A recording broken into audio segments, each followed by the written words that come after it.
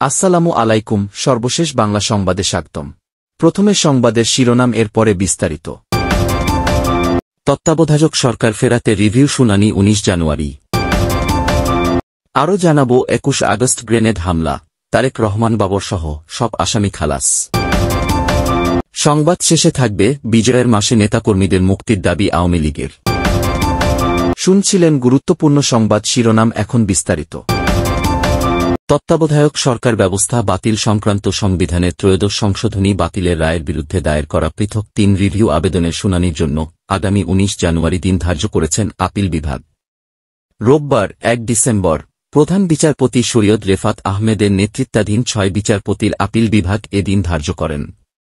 আদালতে আদেশের বিষয়টি নিশ্চিত করেছেন আইনজীবী মোহাম্মদ শিশির মনির।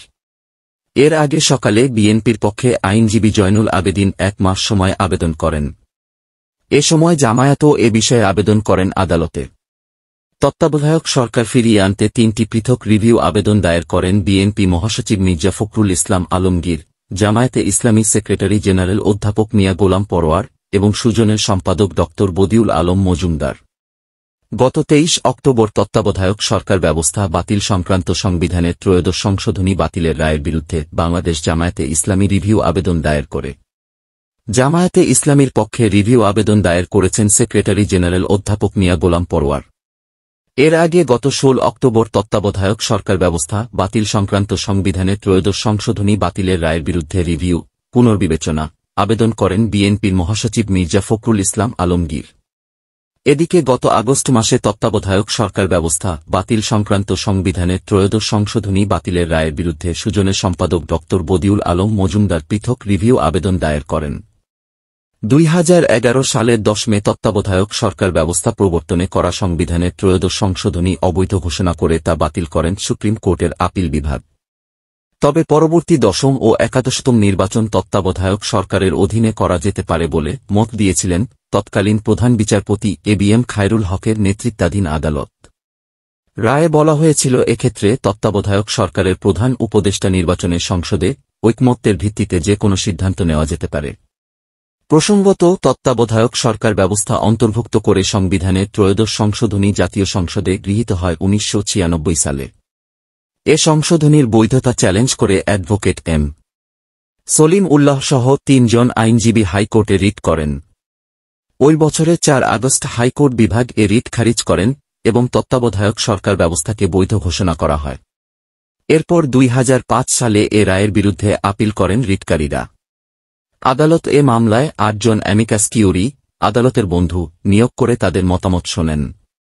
এদের মধ্যে 5 জন সরাসরি তত্ত্বাবধায়ক সরকার ব্যবস্থার পক্ষে মত দেন।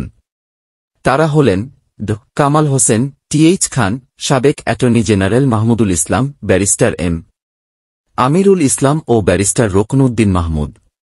অপর amicus curiae barrister Azmalul Hossain কেসি তত্ত্বাবধায়ক সরকার ব্যবস্থা বাতিলের পক্ষে মত দেন।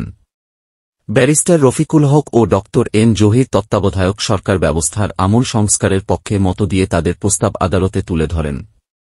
এছাড়া তৎকালীন অ্যাটর্নি জেনারেল মাহবুবে আলম তত্ত্বাবধায়ক সরকার রাখার পক্ষে মত দেন। বহুল আলোচিত 21 আগস্ট গ্রেনেড হামলার মামলায় যাবজ্জীবন কারাদণ্ডপ্রাপ্ত তারেক রহমান ও মৃত্যুদণ্ডপ্রাপ্ত সাবেক স্বরাষ্ট্র প্রতিমন্ত্রী লুৎফুজ্জামান বাবরসহ সব আসামিকে খালাস দিয়েছেন হাইকোর্ট।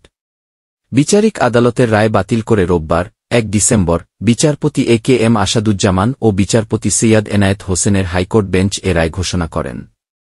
এর আগে গত বৃহস্পতিবার বিচারপতি এ কে এম আসাদুজ্জামান ও বিচারপতি সৈয়দ এনায়েত হোসেনের হাইকোর্ট বেঞ্চে এর শুনানি শেষ হয়। গত 21 নভেম্বর এ মামলায় খালাস চেয়ে করা আসামির আপিল ও ডেথ রেফারেন্স শুনানি শেষ হয়। রোববার বেলা 11টার কিছু আগে শুরু হয় রায় পড়া। এরপর পৌনে 12টার দিকে রায় ঘোষণা করেন হাইকোর্ট। খালাস দেয়া হয় সব আসামিকে। সেই সঙ্গে এই মামলাটি অবৈধ ছিল বলেও জানান আদালত। প্রায় 6 বছর আগে বিচারিক আদালতের রায়ের পর ডেথ রেফারেন্সের ও আসামিদের আপিল জেল আপিলের শুনানি শুরু হয় 2022 সালের 4 ডিসেম্বর। গত 1.5 বছর বিচারপতি শহীদুল করিম ও বিচারপতি মোস্তাফিজুর রহমানের হাইকোর্ট বেঞ্চে এ মামলার শুনানি হয়েছে। ছাত্রজনতার প্রবল আন্দোলনের মুখে গত 5 আগস্ট প্রধানমন্ত্রীর পদ ছেড়ে দেশ ছাড়েন শেখ হাসিনা। তার ক্ষমতাচ্যুতির পর বিচার বিভাগেও পরিবর্তন আসে। প্রধান বিচারপতির পদ থেকে ওবায়দুল হাসানের পদত্যাগের পর আপিল বিভাগের আরও ৫ বিচারপতি পদত্যাগ করেন। নতুন প্রধান বিচারপতি সিয়াদ রেফাত আহমেদ গত ১১, ১২ ও ১৫ আগস্ট এখতিয়ার পরিবর্তন করে হাইকোর্টের ৫৪টি হাইকোর্ট বেঞ্চ পুনর্গঠন করেন। বেঞ্চ পুনর্গঠনের পর মামলাটি এ.কে.এম. আসাদুজ্জামান ও বিচারপতি সৈয়দ এনায়েত হোসেনের হাইকোর্ট বেঞ্চে আসে। ২০০৪ সালের ২১ আগস্ট আওয়ামী লীগ সভাপতি শেখ হাসিনার সমাবেশে গ্রেনেড হামলা চালিয়ে ২৪ জনকে হত্যা করা হয়। আওয়ামী লীগের দাবি, এ হামলা ছিল রাজনৈতিক উদ্দেশ্যপ্রণোদিত। হামলার পরদিন মতিঝিল থানার তৎকালীন এসআই শরীফ ফারুক আহমেদ বাদী হয়ে একটি মামলা করেন। থানা পুলিশ, ডিবির হাত ঘুরে সিআইডি এই মামলার তদন্তভার পায়। ঘটনা ৪ বছর পর তত্ত্বাবধায়ক সরকার আমলে ২০০৮ সালের ১১ জুন হত্যার অভিযোগ এবং বিস্ফোরক দ্রব্য নিয়ন্ত্রণ আইনে আলাদা দুটি অভিযোগপত্র দেন সিআইডির জ্যেষ্ঠ এসপি ফজলুল কবির। জঙ্গি দল হরকাতুল জিহাদ বাংলাদেশের নেতা মুফতি আব্দুল হান্নান সহ ২২ জনকে সেখানে আসামি করা হয়। দ্রুত বিচার ট্রাইব্যুনালে ২০০৮ সালের ২৯ অক্টোবর অভিযোগ গঠন করে তাদের বিচারও শুরু হয়। ২০০৯ সালে আওয়ামী লীগ ক্ষমতায় আসার পর রাষ্ট্রপক্ষ মামলাটির অধিকতর তদন্তের আবেদন করলে ট্রাইব্যুনাল তা মঞ্জুর করে। সিআইডির বিশেষ সুপার আব্দুল কাহার আকন্দ অধিকতর তদন্ত শেষে ২০১১ সালের ৩ জুলাই আসামির তালিকায় আরও ৩০ জনকে যোগ করে সম্পূরক অভিযোগপত্র দেন। সেখানে বিএনপির senior vice chairman Tarique Rahman সহ ৪ দলীয় জোট সরকারের কয়েকজন মন্ত্রী ও বিএনপি জামায়াতের নেতাদের নাম আসে। ২ মামলায় মোট ৫২ আসামির বিচার শুরু হলেও অন্য মামলায় ৩ জনের ফাঁসি কার্যকর হওয়ায় মোট ৪৯ আসামির বিচার করেন বিচারিক আদালত। ২০১৮ সালের ১০ অক্টোবর ওই মামলার রায় হয়। রায়ে বিএনপি জামায়াত জোট সরকারের স্বরাষ্ট্র প্রতিমন্ত্রী লুৎফুজ্জামান বাবর, উপমন্ত্রী আব্দুস সালাম পিন্টুসহ ১৯ জনের মৃত্যুদণ্ডাদেশ দেওয়া হয়। তারেক রহমান, খালেদা জিয়ার রাজনৈতিক সচিব হারিছ চৌধুরী সহ ১৯ জনকে যাবজ্জীবন কারাদণ্ডের আদেশ দেন বিচারিক আদালত। সেই সঙ্গে ১১ পুলিশ ও সেনা কর্মকর্তাকে বিভিন্ন মেয়াদে কারাদণ্ড দেওয়া হয়। রায়ের পর ওই বছরের ২৭ নভেম্বর বিচারিক আদালতের রায় প্রয়োজনীয় নথিসহ হাইকোর্টের ডেথ রেফারেন্স শাখায় এসে পৌঁছে। দণ্ডিতরাও রায়ের বিরুদ্ধে আপিল করেন। পরে পেপারবুক প্রস্তুত করা হয়।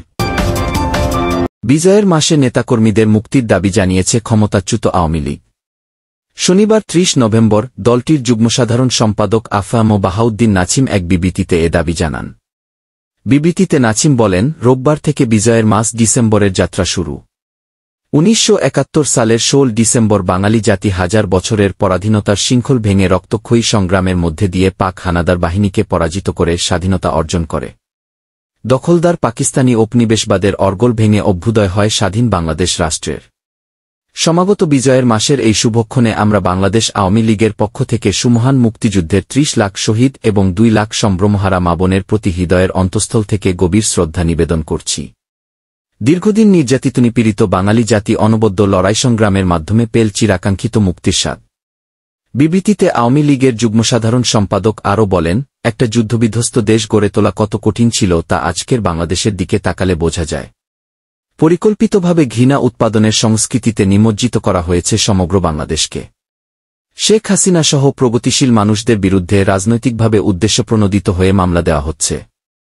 নির্বিচারে আওয়ামী লীগের নেতাকর্মীদের গণগ্রেফতার করা হচ্ছে। বিজয়ের মাসে শেখ হাসিনা, আওয়ামী লীগ ও কেন্দ্রীয় ১৪ দলের নেতৃবৃন্দসহ অন্যান্য রাজনৈতিক নেতাকর্মীদের নামে হয়রানিমূলক মিথ্যা মামলা প্রত্যাহার এবং রাজবন্দীসহ সব রাজনৈতিক নেতাকর্মীদের নিঃশর্ত মুক্তির দাবি জানাচ্ছি।